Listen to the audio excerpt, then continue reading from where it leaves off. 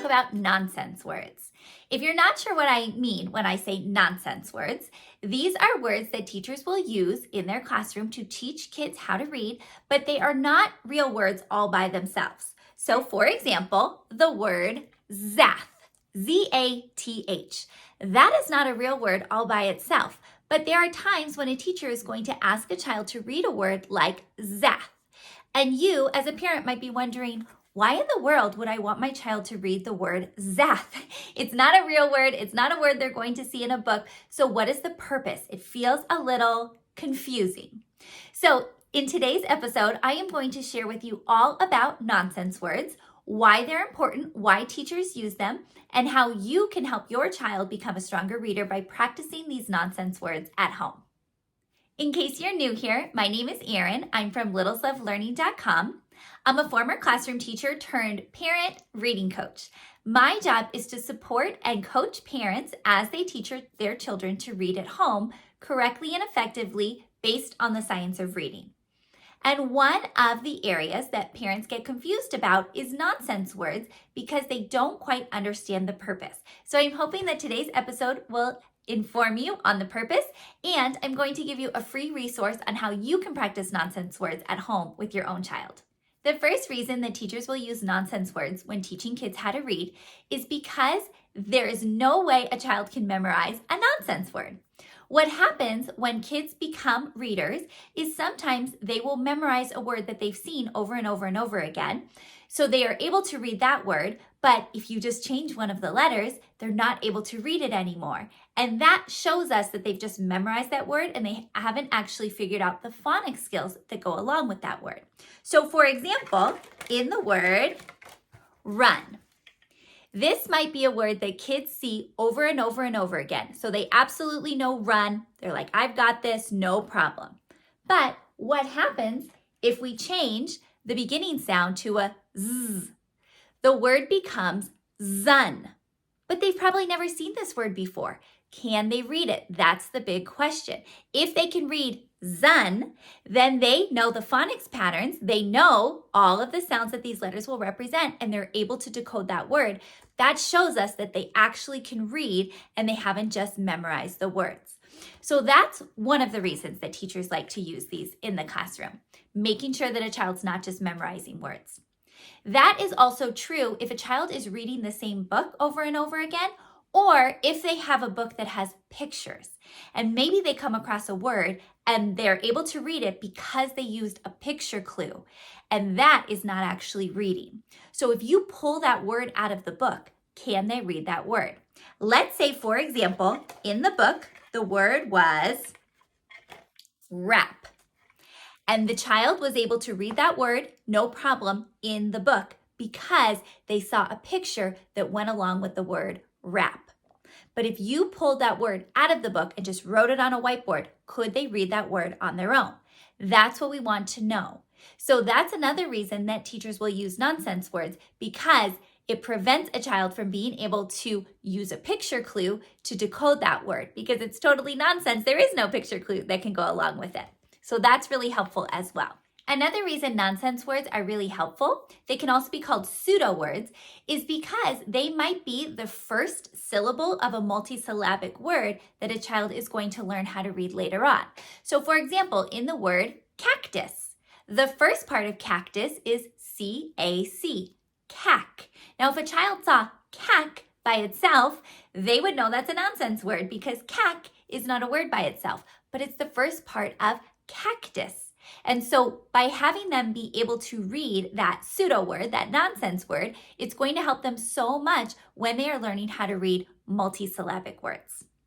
Now remember, these nonsense words are just a means to an end. The purpose is not for a child to be able to read lots of nonsense words just because nonsense words are silly. The purpose is to show that they know their phonics skills and they're able to apply those phonics skills to new words that they haven't memorized, and that they're able to decode those words. It can either be a word by itself or it might be a multisyllabic word. So just the first syllable or the second syllable by itself to show that they're able to decode a multisyllabic word. In addition to using nonsense words in reading and having our children decode them, we can also use nonsense words while we are doing something called a word chain. Now, I have an episode all about word chains that I will link down below so you can check it out. But a word chain is when we're asking a child to spell a word, and then we change one sound and have them spell the new word, change one sound and have them spell the new word. So they're making this chain of words just by changing one sound. And nonsense words can be really helpful in bridging the gap from one word to the next, because we don't always have real words where we can go from one real word to the next if we're just changing one sound.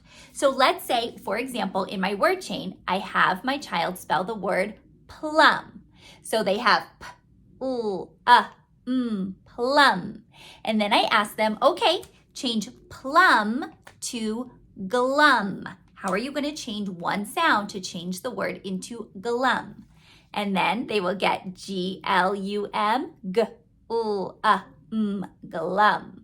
And maybe now I don't want to practice the blend at the beginning anymore, and I want to go to just a consonant at the beginning. I am going to need a way to transition from glum to a new real word, but I am going to need to use a nonsense word to get there. So I could say, okay, change glum into lum. And that way my child knows to take away the G, the beginning sound, and now they have this nonsense word, lum. And that's okay. And now I'll say, okay, change lum into some. How are you going to change that word? And they're going to have to figure out that they need to get rid of that beginning sound, and they're going to put in s, then s, some. So I've just used a nonsense word to help me with my bridge in my word chain. I couldn't go right from glum to some, because then my child would have had to change two sounds, and that's not what I want. I just want them to change one sound at a time. So I used a nonsense word to help me get there. I hope this information was helpful for you today. I know nonsense words can seem counterintuitive, and you're thinking, I just want my child to be able to read books and read signs and read information. I don't need them to read nonsense words. I get it. But just remember, this is a means to an end. This is making sure that they know their phonics skills, that they can decode new words, unknown words, without having to use picture clues or context. They just know it based on phonics skills.